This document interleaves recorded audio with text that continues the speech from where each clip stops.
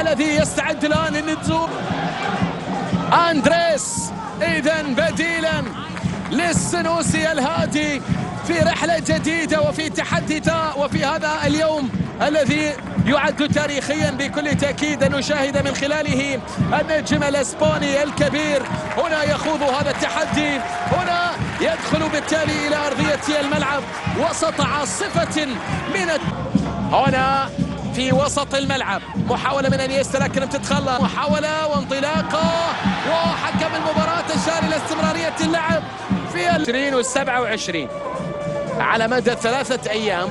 يوم السبت 3 مباريات حتى مع العين من جمهور نادي الوصل. الرسام انيستا يرتدي شارة القيادة هنا. وصلت مرة أخرى عن طريق انيستا. أندريس بيحولها في الجهة اليسرى عن طريق السيلفا. أندريس انيستا لمسة تبادل. أندريس هنا مرة أخرى لمصلحة نادي قمة الزمن الجميل كما تسمى أمام الشارجة هنالك في الإمارة الباسمة. انيستا يحاول لقطة ما بينه وما بين أيضا الوصل. أندريس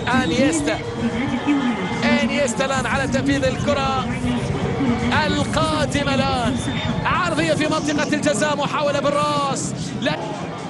راشد عبد الله إلى انيستا.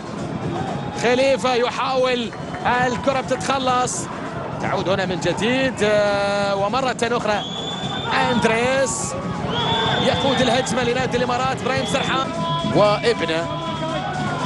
وهكذا هي طبعا كرة القدم، هكذا هي نفس الإنسان.